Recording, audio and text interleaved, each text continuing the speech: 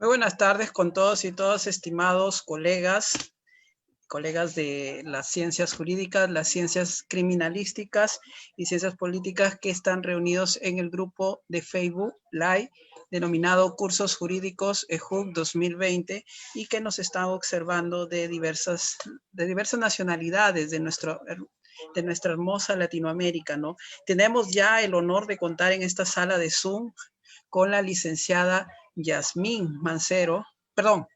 Sofía Mancero, que ya está acompañándonos y justamente tiene una temática bastante interesante a tratar el día de hoy. Voy a también decir que esta clase es prácticamente cierra con broche de oro este curso de criminalística y técnicas forenses de investigación aplicadas al derecho.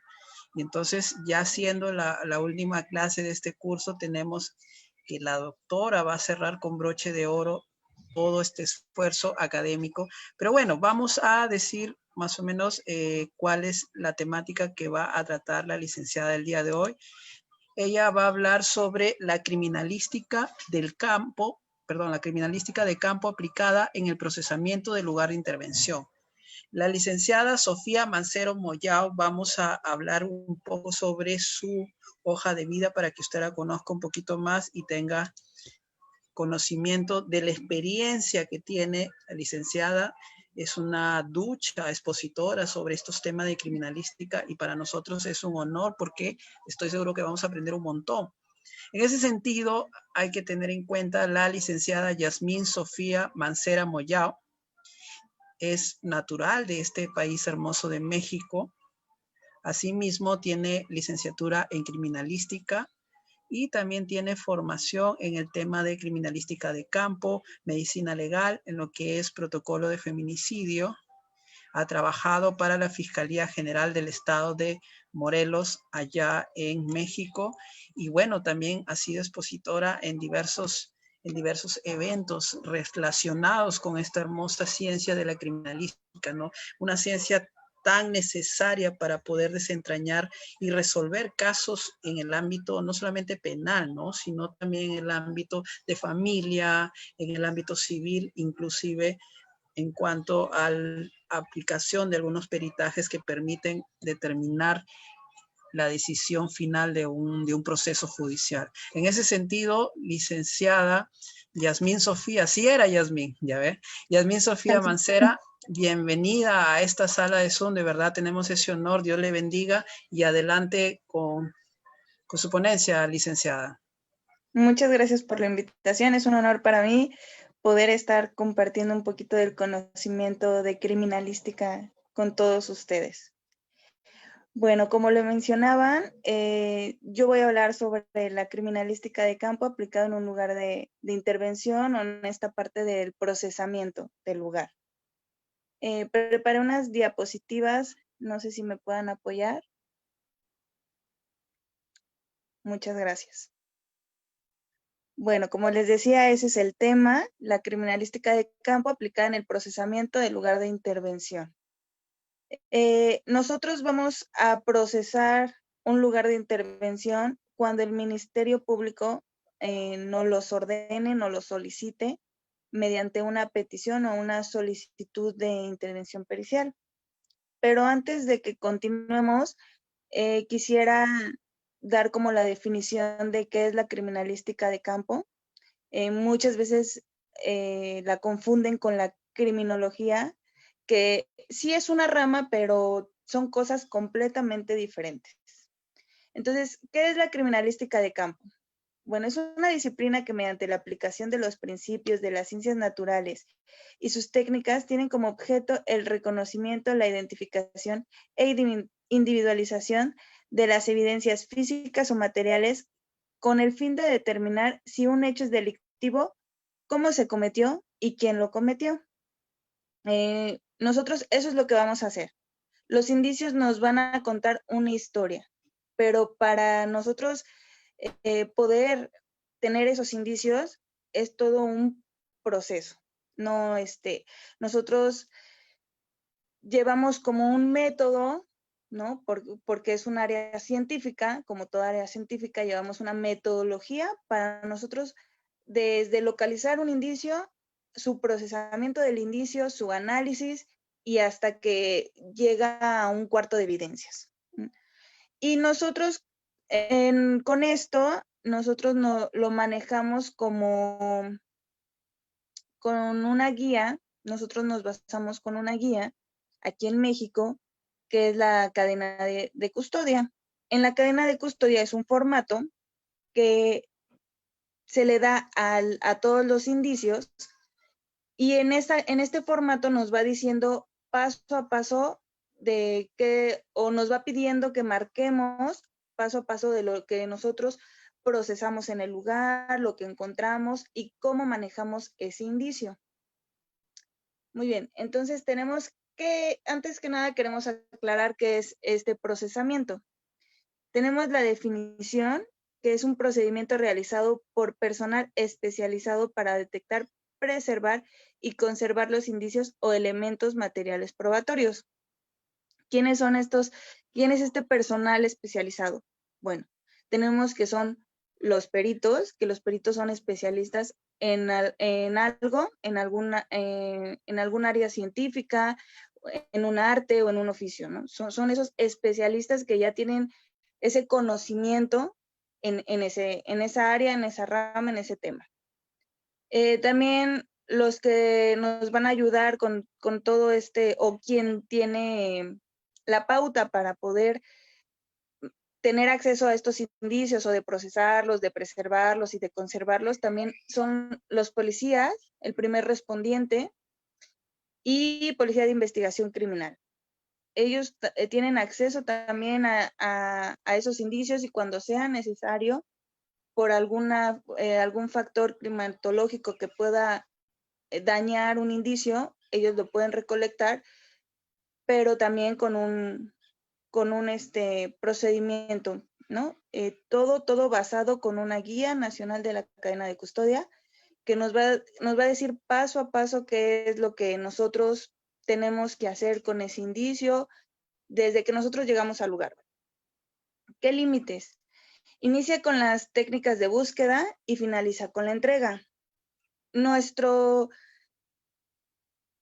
procesamiento va a empezar desde que nosotros llegamos al lugar de intervención.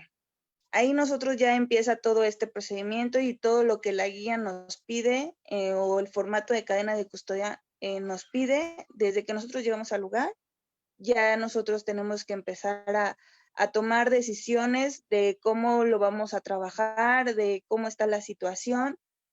Y bueno, nuestro trabajo termina hasta que nosotros entregamos ese indicio. Posterior, obviamente ese indicio va a tener otras etapas con otros peritos si así es necesario. ¿Quiénes son los responsables? Bueno, el responsable van a ser los peritos o los policías, como ya lo mencioné anteriormente. Pero los responsables de ese indicio es toda aquella persona que tiene contacto con ese indicio y que tiene un registro dentro de la cadena de custodia. ¿Le pueden pasar a la siguiente, por favor? Bueno, ¿cuáles son las etapas de este procesamiento? Vamos a iniciar con la observación. Nosotros cuando llegamos a un lugar de intervención, lo primero que hacemos al llegar es observar en qué condiciones está el lugar, cómo vamos a recibir el lugar, si está resguardado, si tiene el acordonamiento adecuado, observar dónde está nuestro lugar de incidencia, de afectación y de seguridad, si están estos tres aros, ¿no?, de aseguramiento correctamente, con un espacio adecuado entre cada acordonamiento para que nosotros podamos trabajar. Entonces, nosotros vamos a observar. ¿Qué es la observación?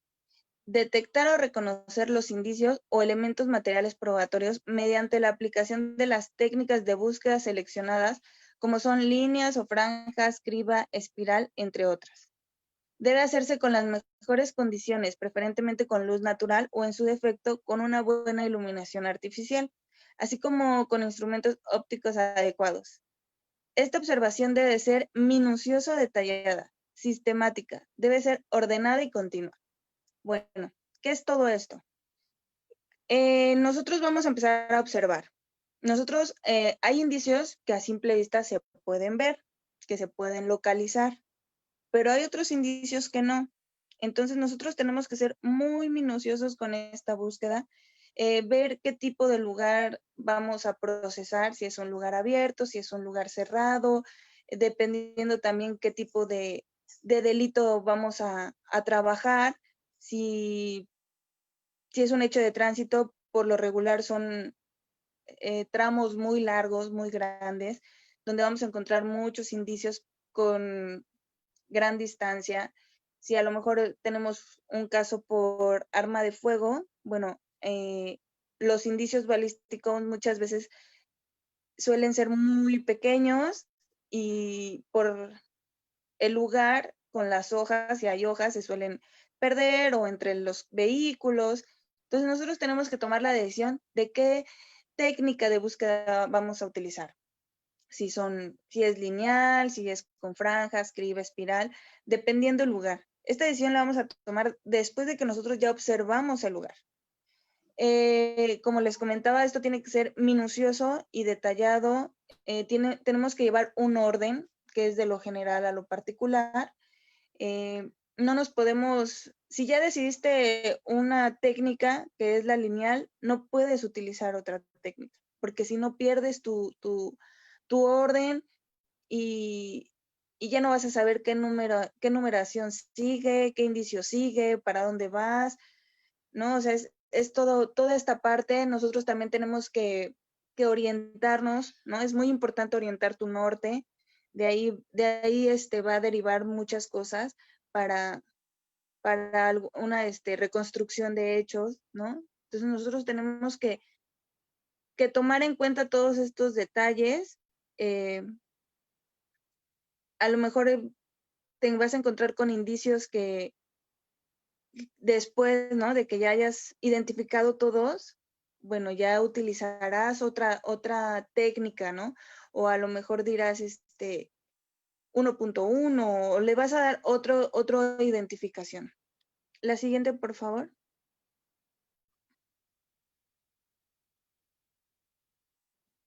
Muy bien.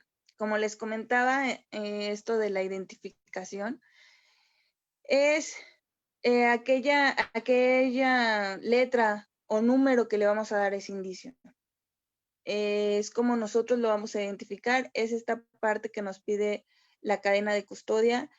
Todo indicio tiene que tener una letra o un número, o en su caso pueden ser combinados, ¿no? Puede ser A1 o 1.1, como dependiendo qué indicios tú te vayas encontrando, es esa numeración o esa combinación que tú le vas a dar. Bueno, aquí tenemos que una vez que se ha finalizado la búsqueda o bien durante esta, en el caso de emplear la técnica de punto a punto, que aquí en México ya no se usa esa técnica, la verdad les soy honesta, pero en algunos otros lugares puede que sí lo sigan utilizando. ¿Por qué ya no se utiliza esta técnica? Porque no tiene un orden, no tiene una técnica, ¿no? Por así decirlo, no. ¿Cuál es esta técnica? A ver, como aquí dice, puedes encontrarte un indicio de un extremo y le vas a dar el número 1. Y puedes encontrarte otro indicio en el otro extremo y le vas a dar el número siguiente del que ya pusiste del otro extremo. Entonces ya no tienes un sistema, ya no tienes un orden, no vas a tener el 1 por acá, el 2 por acá y el 10 del otro lado.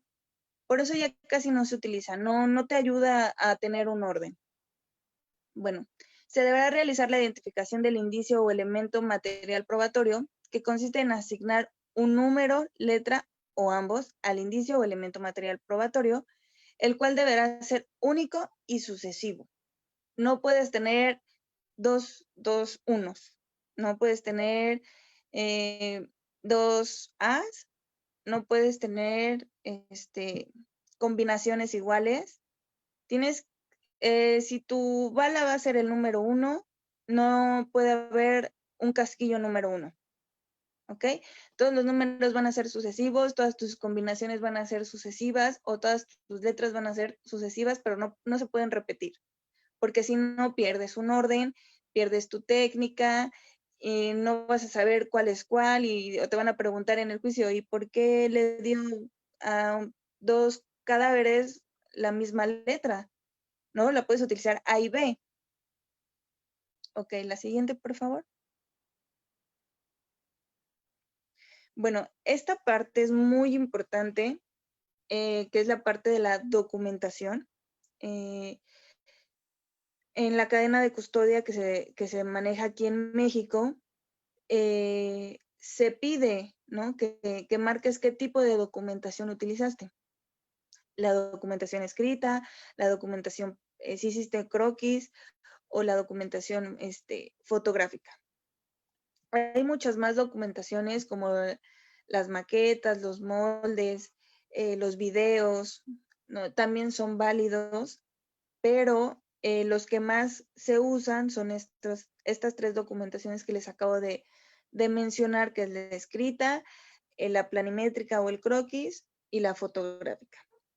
Bueno, aquí nos dice que es asentar la información relacionada con la ubicación y características de los indicios o elementos materiales probatorios relacionados en el lugar de la intervención en el registro de cadena de custodia. Emplear complementariamente diversos métodos como son fotográfico, video, planimétrico o croquis, siempre que sea posible. La documentación fotográfica y videográfica deberá realizarse antes, durante y después de aplicar las técnicas en cada etapa del procesamiento. Bueno, ¿qué es la documentación escrita? ¿En qué se va a basar? Nosotros vamos a hacer una descripción del lugar, de los indicios, de qué técnicas y métodos utilizamos. Todo va a ir escrito. Ese va a ser tu dictamen pericial o tu informe pericial.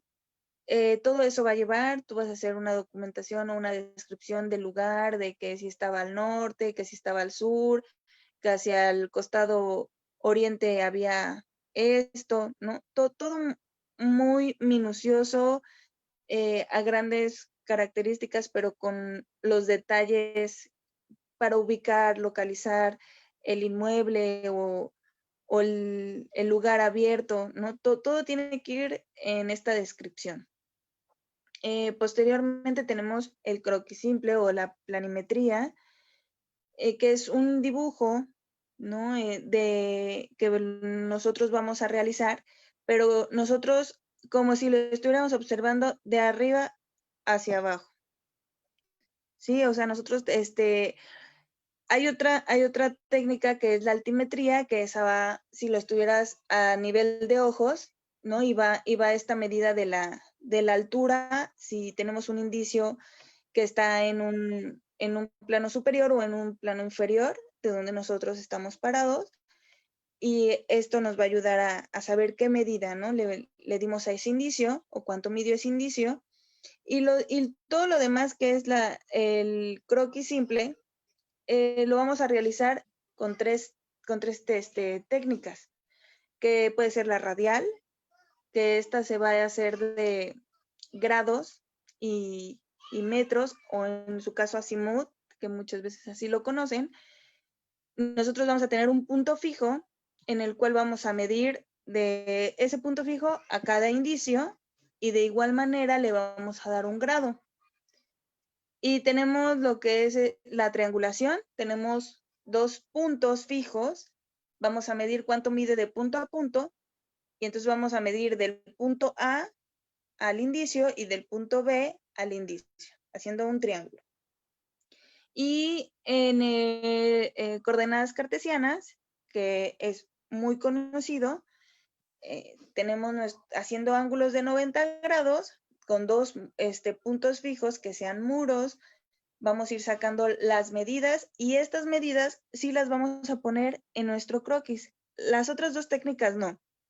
Esas no son necesarias.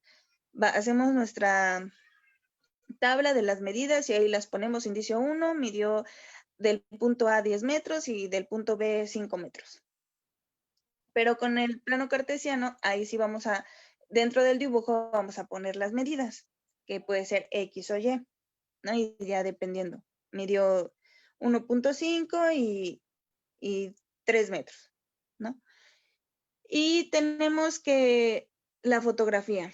Yo creo que es una documentación muy importante, muy delicada, que tenemos que cuidar mucho nuestras fotografías, porque es lo que va a hablar, es lo que va a ilustrar aquellas personas que no fueron al lugar, que no estuvieron en el procesamiento y que no tienen ninguna idea de lo que encontramos, de lo que hicimos, de lo que nosotros vimos. Entonces, esas fotografías van a hablar de qué hicimos, por qué lo hicimos, qué encontramos, cómo procesamos, cómo nos los llevamos y va a contar una historia. Entonces, dentro de la documentación fotográfica, tenemos varios planos que nos van a ayudar a contar esta historia.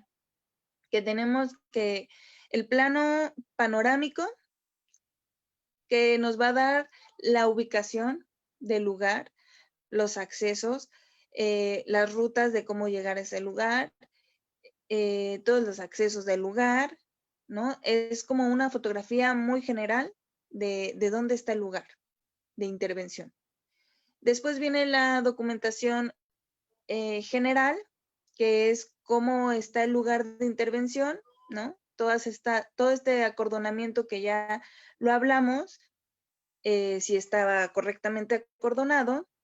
Después viene la documentación, planos medios, que es esta relación de los indicios cuando nosotros ya pusimos del 1 al 20, ¿no? Si tenemos 20 indicios, y es como nosotros vamos a documentar tratando de que se vean estos 20 indicios y que se están relacionando entre ellos.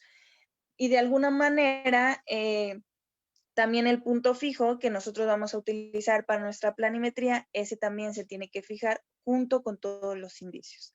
Posterior viene la documentación en primer plano, que es ya individualizando cada indicio, ¿no? Si tenemos que el 1 es un casquillo, bueno, se toma ese indicio únicamente.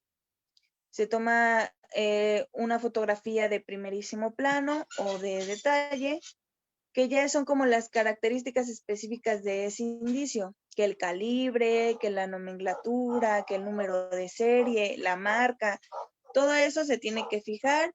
Y estas últimas dos tomas se toman con testigo métrico y sin testigo métrico. ¿Por qué es tan importante el testigo métrico? Bueno, porque nosotros le estamos dando la dimensión a ese indicio. La siguiente, por favor. Bueno, ahora viene esta parte de la recolección. Yo creo que de los pasos más importantes y cuidadosos también de todo este procesamiento que nosotros vamos a realizarle a los indicios. Ya cuando nosotros los documentamos de las tres maneras, que ya los describimos de manera escrita, ya nosotros los medimos, tomamos nuestras medidas y ya les tomamos las fotos, ahora viene de cómo los vamos a recolectar. Bueno, emplear el equipamiento necesario para levantar el indicio o elemento material probatorio de acuerdo a su tipo, con el fin de garantizar su integridad, autenticidad e identidad. Si al recolectar un indicio este se daña, se deberá especificar dicha condición en el registro de cadena de custodia. Para la recolección de los indicios debe considerarse lo siguiente: evaluar qué requisitos son necesarios para tomar la evidencia física, asegurarse de tener suficiente suministro de material o instrumental como bolsas para empaque o guantes en todo el proceso. Tener en cuenta primero la evidencia que se puede perder o deteriorarse, dejar la evidencia más estable para el final. El personal debe considerar toda posible evidencia, no solo la correspondiente a su especialidad. Muy bien. ¿Qué vamos a decir con esto? A nosotros la evidencia, como somos criminalistas, toda evidencia, aunque nosotros no podamos procesarla porque no tenemos esa especialidad o no sabemos las técnicas de de obtener un resultado siendo por ejemplo, sangre, nosotros lo tenemos que recolectar. ¿Cuáles son las evidencias que se pueden deteriorar o dañar más fácilmente? Bueno, todo fluido biológico se puede deteriorar o se puede dañar fácilmente. Posterior tenemos las huellas lofoscópicas. También esas se pueden dañar muy fácilmente. Y posterior, pues todos los objetos voluminosos, que son los que dejaríamos hasta el final, o los elementos balísticos. Bueno, en la sangre tenemos dos maneras de recolectar todos los indicios, instrumental o manual. En esta fotografía que están viendo ahorita, la manera en que se está recolectando ese indicio es de manera instrumental. ¿Por qué? Porque estás utilizando un instrumento para recolectar ese casquillo, ¿no? Que son las pinzas. Pero si lo recolectas con la mano, pues bueno, tú vas a marcar en tu cadena de custodia que lo hiciste de manera manual. En este caso que están utilizando pinzas, bueno, es de manera instrumental. La sangre, ¿cómo se recolecta? Igual se recolecta de manera instrumental porque estás utilizando hisopos. Ya, por ejemplo, lo que son las armas, bueno, ya son de manera manual, ¿no? Y sí, hay que priorizar los indicios que se pueden dañar, que son estos la sangre. Posteriormente, debemos de tener todos los cuidados para después de que tú lo hayas recolectado, esta muestra no se dañe, ¿no? Si tu hisopo no está estéril, no te sirve, ya tu muestra ya está dañada, ya no la preservaste ni la conservaste, no sirve. Si tú la metes en una bolsa plástica, ese indicio, esa sangre, ese fluido biológico tampoco te va a servir porque el plástico hace hongo. Lo tienes que dejar secar temperatura ambiente porque si lo pones en alto calor tampoco te va a servir. O en su caso lo puedes en una temperatura inferior. Esa sí es una manera de conservarla, pero siempre hay que tener mucho cuidado con todos estos tipos de indicios. Igual como con las huellas lofoscópicas, también hay que tener mucho cuidado. Si ya las revelaste, si ya las tienes visibles, lo recomendable es documentarlas fotográficamente. ¿Por qué? Porque si tú al momento de levantar se te daña ese revelado, esa huella, ya no te va a servir. Ya no va a tener con qué estudiar el perito lofoscópico esta huella si ya está dañada al momento de que tú la levantaste, pero tú ya la documentaste, entonces tú ya tienes la foto y con la foto se la puedes pasar y ya con él puede hacer su estudio. La siguiente, por favor. Bueno, el empaque o el embalaje. ¿Cómo vamos a empacar o embalar nuestros indicios? Como hace ratito les mencionaba, cada indicio tiene su manera de cómo lo vamos a tratar, ¿no? Sus características, sus ventajas o desventajas en ponerlo en papel o en ponerlo en plástico. No todos los indicios se pueden tratar de la misma manera. Aquí nos dice colocar los indicios o elementos materiales probatorios en bolsas, envases, cajas u otro contenedor nuevo de acuerdo con su tipo considerado las condiciones especiales que sean necesarias para garantizar su integridad física durante el traslado. Deberán realizarse de manera individual, salvo cuando estos puedan ser agrupados de acuerdo con su tipo, y siempre que esta actividad no cause pérdida, daño, alteración o contaminación de los indicios o elementos materiales probatorios. Como se los mencionaba, no puedes meter indicios biológicos en bolsas plásticas porque generan hongos. Tienen que ser en bolsas de papel y estos ya tienen que ser secos. Los cuchillos no los puedes meter tampoco en bolsas de papel ni en bolsas plásticas porque el filo puede dañar el embalaje, entonces tiene que ir en una caja especial, lo tienes que asegurar ya sea con cinchos, con un hilo, con lo que tengas, con ligas, ¿no? También, pero que vaya asegurado, una, para que no se dañe, dos, para que no se dañe el indicio, no se dañe tu embalaje y no te puedas lastimar tú con ese indicio. Entonces, es muy importante identificar qué trato se le va a dar a ese indicio, qué tipo de embalaje vamos a utilizar. Es muy importante que estos estén estériles.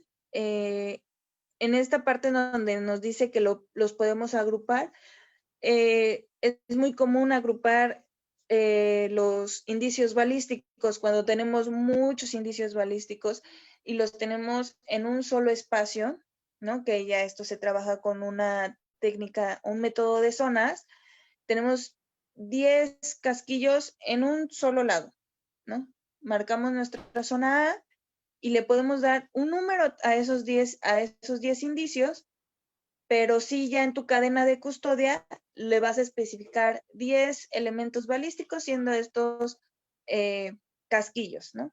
El primero, casquillo de la marca tal, calibre tal. Y así te vas de casquillo por casquillo. Y todos esos 10 indicios balísticos, 10 casquillos, los puedes meter en un sobre todos juntos. No se van a dañar porque no va a haber una contaminación. Es un objeto, no ya si los rastreaste también, si ya sacaste las huellas también ya los puedes colocar en un mismo sobre, pero los indicios biológicos no, ni las huellas, ¿no? O sea, eso queda claro que eso no se puede juntar en un mismo sobre porque se daña. La siguiente, por favor. Bueno, aquí tenemos una imagen de cómo es lo correcto embalar un arma de fuego. Como se los comentaba, hay que asegurar todos estos objetos cuando van en caja, porque si no se pueden dañar o podemos ocasionar un accidente. La siguiente, por favor.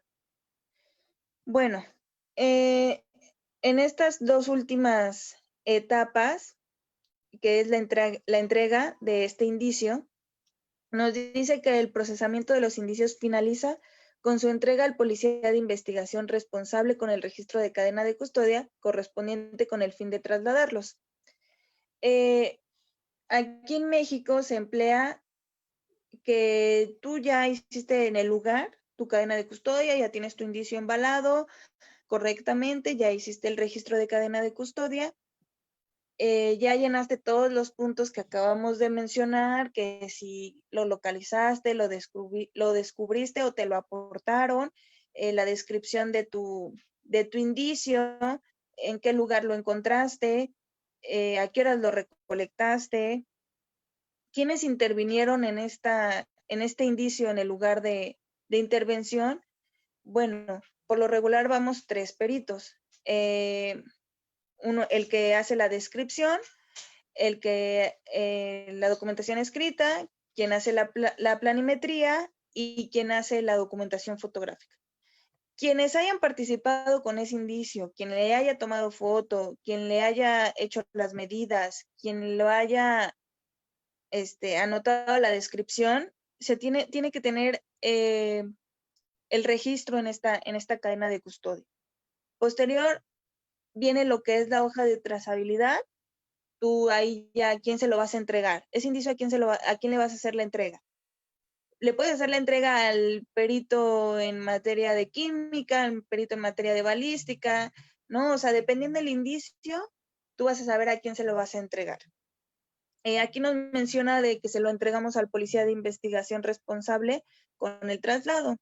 Bueno, en el estado de Morelos se implementa que el primer respondiente es el que traslada esas evidencias o esos indicios y ya él los entrega al Ministerio Público o en su caso al cuarto de evidencias. Así se maneja en el estado de Morelos en México. En otros lugares se maneja que el mismo perito es el encargado de suministrar estos indicios. ¿Ok? Después tenemos que es este traslado. Esta actividad de traslado de indicios o elementos materiales probatorios es responsabilidad de la Policía de Investigación. Para agotarla se debe tomar en consideración lo siguiente: la identificación del lugar de origen, la identificación del destino, que es el almacenamiento transitorio, bodegas de indicios, laboratorios al cual se remiten, y en su caso, la experticia específica que se va a realizar en los servicios periciales, el medio de transporte que será utilizado. Bueno, ¿cómo se va a transportar este indicio? Vía terrestre, vía aérea, ¿sí? O sea, ¿cómo lo vamos a trasladar? Eso también tiene que ir en el registro de cadena de custodia. ¿A dónde lo vamos a mandar? Bueno, ya se los comentaba, lo podemos mandar o al cuarto de evidencias o a la bodega de indicios, o en su caso a las áreas correspondientes que le van a realizar otro análisis o estudio a este indicio. Es muy importante que el indicio dentro de la cadena de custodia tenga esa trazabilidad, ese registro de qué persona se lo vamos a remitir o a suministrar. Quiero comentarles que también es indicio un cadáver, y yo creo que es el indicio más importante, por lo cual el cadáver también tiene que tener una cadena de custodia. Es muy importante, y también, o sea, porque también fue parte de este procesamiento de indicios, esta parte de que también se le tiene que tomar las medidas, se le da una letra o un número, ¿no? También se le da una descripción al cuerpo, cómo iba vestido, hacia dónde estaba orientada la cabeza, ¿no? La extremidad cefálica. Todo eso es muy importante. Debemos de tener mucho cuidado en esta parte de la trazabilidad, que todo pues esté adecuadamente llenada la cadena de custodia, que las horas, ¿no? Estén especificadas, a qué horas tú lo entregaste, a qué horas te lo recibieron. También viene una parte en cómo se encuentra el embalaje, en buen estado, en mal estado. Es muy importante que nosotros cuidemos todos estos pequeños detalles dentro del registro de cadena de custodia, porque a la larga, si se pierde la evidencia, tú tienes un acuse de tu cadena de custodia, y ahí viene, mira, yo se lo pasé al perito en química, y el perito en química se lo pasó al perito en lofoscopía, y el perito en lofoscopía se lo pasó al perito en balística. Aquí viene este registro de quién se lo pasó a quién, en qué día, en qué hora, en qué condiciones se fue recibiendo este indicio. Muchas veces cuando son hisopos con muestras, pues el perito en química los altera de alguna manera, hace cortes para su análisis. Ya no, si él dice sí es sangre, bueno, remíteselos al perito en genética para que él nos dé un resultado más a fondo, y entonces él tiene que especificar que le hizo cortes a 2 hisopos, a un hisopo, y que por el tipo de estudio que se le hizo o tipo de análisis que se le hizo, entonces ya no van a estar los 3 hisopos como originalmente se recolectaron y se embalaron y se entregaron. Entonces tenemos que especificar, de perito en perito tiene que especificar qué le hizo a ese indicio y en qué condiciones está entregando ese indicio. Como les decía, es muy importante tener como esta parte de un acuse, de tú a quién se lo estás entregando, y ya, bueno, en tu dictamen ya tú dirás el por qué, ¿no? El por qué se lo remitiste. Bueno, porque él es el experto en decirnos, ¿no? Si es sangre o no es sangre, o el experto en decirnos más a fondo de dónde proviene ese casquillo, ¿no? Desde qué arma fue disparada. Entonces, aquí en México, como les mencionaba, se utiliza este registro de cadena de custodia. A nivel nacional, México utiliza este registro de cadena de custodia. Es muy importante tenerlo para saber qué se le hizo a ese indicio, ¿no? A quién se lo pasaste, quiénes intervinieron en este indicio. Nos ha ayudado mucho, ¿no? A tener como esta coordinación o este registro, ¿no? De ese indicio, darle un poquito más de seriedad a este indicio. Desconozco a nivel internacional cómo manejen sus indicios, si igual tienen un registro, qué bueno que lo tengan. Y bueno, no sé si hay algunas preguntas, algunas dudas. De mi parte, pues sería todo. Bueno, muchas gracias, licenciada. De verdad que ha sido una ponencia bastante didáctica, ¿no? Así tipo, como se dice acá en el Perú, ABC de la criminalística.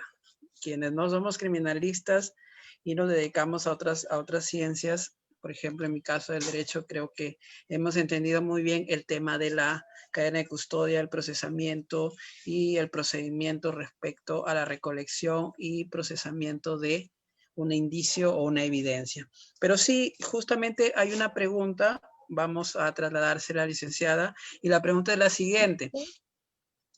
¿Cómo es el tratamiento de un criminalista respecto a casos de violación en donde se busca que el sistema policial y el sistema judicial no revictimice a la víctima? ¿Cómo? Es decir, ¿hay un tratamiento especial para estos casos de violación sexual? Ok, bueno, en México, bueno, en el estado de Morelos, se utiliza algo que se llama SWIP. Es un formato en donde vienen todas las áreas periciales y el perito criminalista es quien decide, mediante una entrevista a la víctima, qué estudios se le van a realizar. Es necesaria esta entrevista porque nosotros pues no sabemos qué fue lo que le pasó, ¿no? Ella sí nos tiene que platicar, pues, para empezar la temporalidad, ¿no? En qué tiempo le sucedieron los hechos, si fue ese día o hace un mes. Y nosotros, dependiendo de esta entrevista que nosotros tenemos, pues no le vamos a pedir las periciales si fue, por ejemplo, si fue hace un mes, no le vamos a pedir las periciales que nosotros pediríamos si fue ese mismo día. Entonces, también lo pasamos con un perito en psicología que pues le va a hacer unos estudios, un análisis, y también como esta ayuda, ¿no? De manera psicológica, ¿no? También en todo momento la víctima, si ella no quiere ya tener que no le hagan ninguna pericial, está en todo su derecho. Nosotros nada más sí, de alguna manera nosotros le tenemos que decir al Ministerio Público del por qué ya no se siguió con estas periciales. Bueno, tenemos que tener como nuestra constancia de que nosotros sí la atendimos y fue decisión de ella ya no continuar con ninguna pericial. En estos casos, muchas veces si es mujer, se trata de que sean las peritos mujeres quien le dé la atención, y pues yo creo que básicamente es ese tratamiento que se les da a la víctima de violación. De hecho, también las MPs suelen ser mujeres en este tipo de delitos. Y en Morelos, pues hay una fiscalía especializada en delitos contra mujeres, ¿no? No sé si queda un poco aclarada esa duda, esa pregunta. Sí, licenciada, es que es bastante importante determinar esto porque se tiene no solamente en el Perú, sino a nivel internacional una serie de protocolos donde a la víctima de violencia familiar, a la víctima de violencia, en este caso una de los niveles que es la violencia sexual a través de la violación, puedan tener unos tratamientos especiales en donde no se revictimice, ¿no? Es decir, si ha sido víctima de un acto tan impactante, entonces que pues dentro del sistema de justicia o dentro del sistema policíaco vuelva a revivir todo ello, como que se cuida un poco, ¿no? Es en ese tema creo que iba la pregunta. No hay más preguntas, licenciada. Más bien agradecemos mucho de parte de Sociedad Peruana de Derecho y la alianza entre Equipo Jurídico Humanístico y la Organización Internacional ENGIE por esa predisposición de poder transmitirnos esos conocimientos que de verdad creo que cierran con broche de oro este curso de criminalística y ciencias y técnicas forenses de investigación. No sé si tienen unas últimas palabras para quienes la están visualizando a través de Facebook. Sí, agradecer la invitación. Para mí fue un honor poder participar en este curso de criminalística aquí organizado por ustedes. Un saludo pues para todos mis compañeros que me están viendo. Gracias por dejarme compartir un poquito de mi conocimiento sobre esta hermosa área que es la criminalística. Y bueno, ¿no? Estamos a la orden. Cuando gusten, pues aquí estamos. Muchas gracias. Gracias a usted, licenciada. Dios le bendiga y bueno, estamos en coordinación. Esperamos tenerle para próximas oportunidades un poco contribuyendo a la academia en respecto a estos temas de criminalística y técnicas de investigación, ¿no? Dios le bendiga. Muchas gracias, licenciada. Claro Que que tenga sí. buenas noches. Muchas gracias igualmente.